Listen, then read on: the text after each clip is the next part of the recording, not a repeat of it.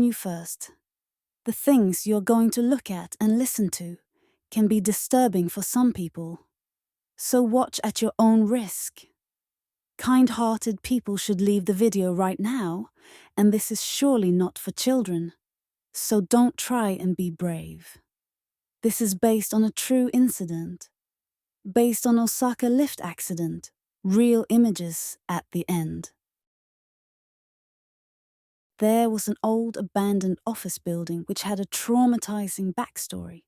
Or you can say rumor that there was a fire outrage and 23 office workers got burned, with their eyes, skin, hair, and even internals went through a third-degree burn, and some of the bodies were so open that it almost felt like it was some kind of ritual.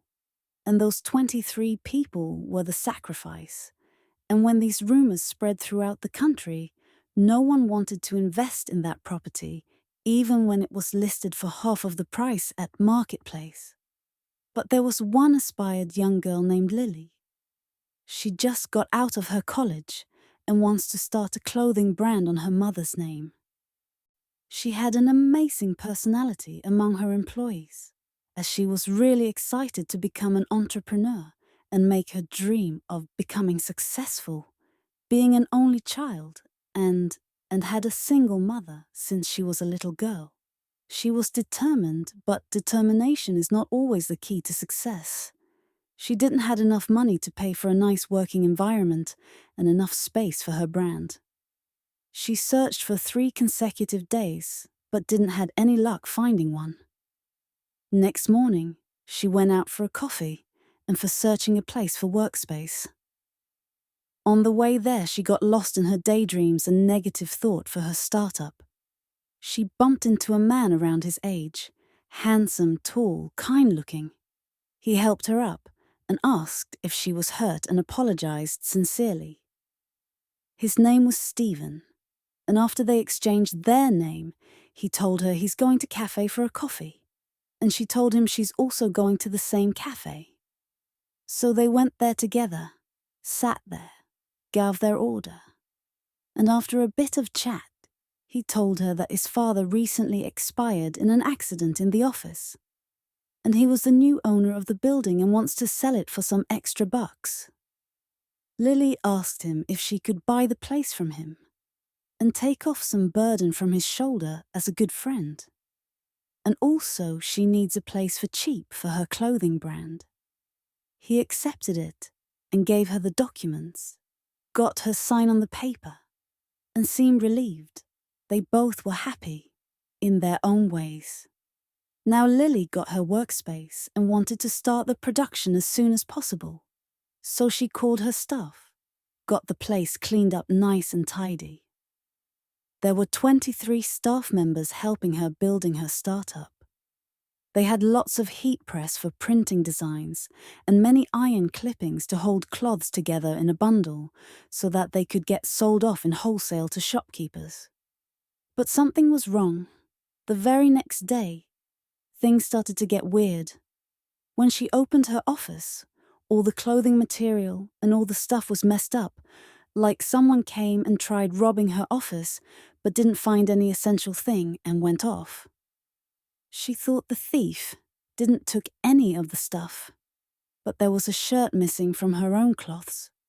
She thought she might have misplaced it somewhere, so she didn't mind it and went to work after cleaning it. But things only got worse with time. One evening, while working at heat press printing on shirts and t-shirts, a girl found a false red handprint of her designed cloths. And the red color was looking so cold, it didn't look like it was ink, rather blood. So panicked and accidentally, she forced her hands on the heat press. And the heat press closed on its own. She screamed her lungs out, and people came to rescue her, but it was already too late. She suffered a third-degree burn in her right arm. Her fingernails came off, her skin loosed, and started dripping all over the floor. She couldn't sense her arm after that, and they had to amputate it completely. When everyone saw what happened that day, shivers ran down there spins the sight of her bleeding hands, her skin dripping out like wax was embedded into their souls. They were scared to work there, but Lily motivated them that their clothing will reach heights no other brand has ever seen and promised to raise their salaries. So they hold on a little longer, and after that day, every time felt normal. It was all fine until one evening everyone was at cafeteria during lunch break, after a seminar, when suddenly two huge gas cylinders rolled towards the staff and exploded so loud that it went all across the building. Lily was about to exit the conference room when she heard a blast from cafeteria. She started panicking and ran towards the sound, her breath starting panting as she stood in front of the cafeteria, looking at the lifeless bodies of her employees. The scene was so gore that she almost puked, looking at intestines spilling out of some bodies, eyeballs popping out of a skull with no skin attached. All the body's internals were open and spilled out. Like someone pulled them out by hands, she ran for her life. Out of the building, got into an elevator, pressed all the buttons and elevator closed. She thought she will escape the premises with no harm. But as she calmed down herself and she saw elevator's mirror was showing different dead bodies of different people, and the elevator spoke. Do you remember them? She was so scared she peed her pants. Don't make my home dirty and lick it up and clean it, you filth. She was scared to death. So she sat down on her knees and started licking it up, slowly drinking it up. After cleaning, she got up. An elevator asked again. Do you remember them? Who are they? She started crying and accepted that she knew them. Lily, who was excellent in studies, A1 in sports arts, every subject her behavior was well liked by everyone in her class, even in college. But she had a dark side, a dark truth that was hiding in a corner of her heart. She is a serial killer who killed many of her teachers who came to help her in her studies at home. She brutally murdered them and enjoyed torturing them slowly. She laughed while they screamed.